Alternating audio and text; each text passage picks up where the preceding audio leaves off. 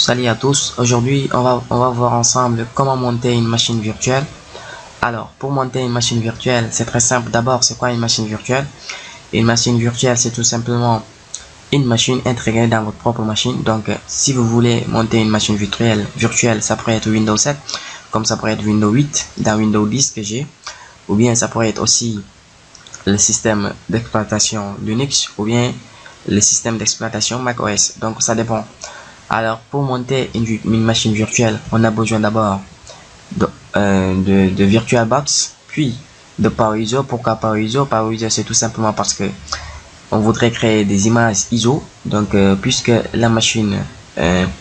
le logiciel VirtualBox reconnaît seulement les images ISO, et aussi la machine virtuelle qu'on va créer reconnaît seulement que les images ISO.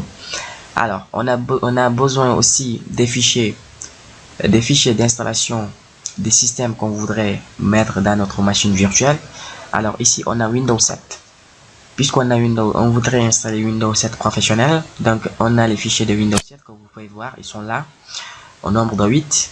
Donc pour lancer ça dans VirtualBox, on va tout simplement mettre clic droit, puis descendre sur PowerUser, cliquer sur ajouter au fichier image. Je clique, vous voyez il est en train de faire. Voilà, il me demande ici si il a inscrit l'image sous fichier .daa, fichier .bin, fichier ISO. Donc on va cocher fichier ISO puisqu'on a besoin d'un fichier ISO. On met OK. Donc vous voyez l'enregistrement du fichier est en cours. Donc pour ne pas prendre beaucoup de temps, je vais annuler puisque j'ai déjà l'image.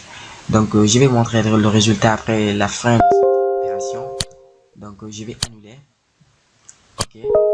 Alors je sors de voilà, je suis sorti. Donc normalement quand on finit la conversion en fichier ISO, ça va nous donner Windows 7 64 bits professionnel. Donc voici l'image de ce fichier. Donc maintenant, puisqu'on a l'image, on peut ouvrir VirtualBox.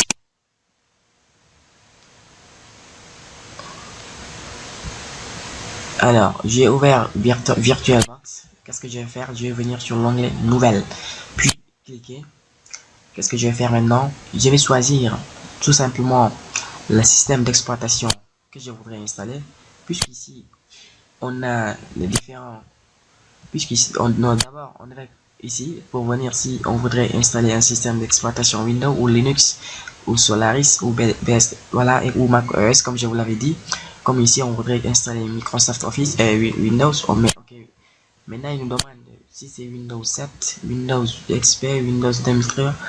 Donc, nous, on a le fichier ISO image de Windows 7 64 bits. Donc, on va choisir Windows 7 64 bits. Puis, on met OK. Alors, ici, on vient seulement pour cliquer le nom qu'on voudrait mettre. Donc, on va mettre seulement Windows 7. Puis on met seulement suivant. Alors là, choisissez la quantité de mémoire vif en mégaoctets allouée à la machine virtuelle. Donc là, on pourrait même ne pas faire de modifications parce que c'est des réglages par défaut. On met seulement suivant encore. Puis on met créer, voilà. Donc maintenant, toujours on met suivant. Voilà, ici vous pouvez un fichier de disque dur à taille fixe sera plus long à créer sur certains systèmes, mais ça sera plus rapide à utiliser. Donc ici, il nous demande tout simplement le stockage sur disque dur physique. Donc on peut mettre dynamiquement alloué, donc pour donner plus d'efficacité à notre machine virtuelle, on va choisir la taille fixe. Mais nous, on va choisir dynamiquement alloué, puis mettre suivant. Alors, il nous informe que la machine virtuelle aura besoin de 25 Go, il n'y a pas de problème. On met créer. Vous voyez, notre machine virtuelle Windows 7 que vous voyez, c'est créé. Alors, pour tout simplement, c'est pas fini, l'installation n'est pas finie, on met démarrer.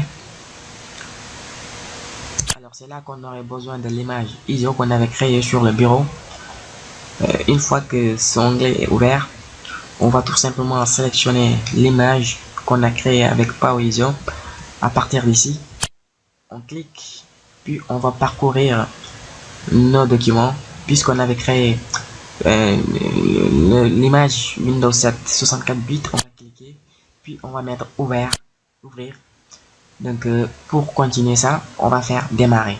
Donc après cela, la machine virtuelle s'ouvre directement et l'installation s'ouvre à vous. Donc il y a des étapes qu'on peut suivre par défaut. Et pour ce qui est de l'installation, c'est pas très compliqué. Il suffit juste de choisir les langues qu'on voudrait mettre. Et certains, bon, pour la personne, pour l'installation, on peut mettre le mode personnalisé ou les de mise à nouveau. C'est là seulement que se trouve la difficulté. Mais à part ça, rien de très compliqué. Donc je vais annuler l'opération puisque j'ai déjà une machine virtuelle. Voilà, je vais annuler. Ok, je vais éteindre. Voici, donc je vais tout simplement supprimer cette machine virtuelle. Voici, je supprime. Voici, je supprime tous les listes. Maintenant, normalement, si vous créez la machine virtuelle, ça va donner ça. Quand vous démarrez, automatiquement, ça démarre. Après avoir installé et tout, on pourrait voir l'interface de la machine virtuelle qui va s'afficher. C'est Windows 7.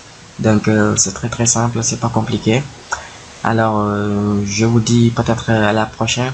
Comme vous pouvez voir, démarrage de Windows, notre machine virtuelle est bien créée. C'est pas compliqué.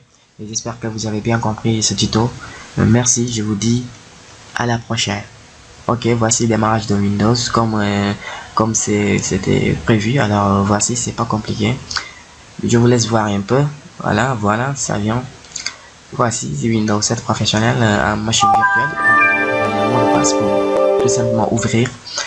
Alors je vais mettre un mot de passe pour un peu plus de plaisir. Voilà.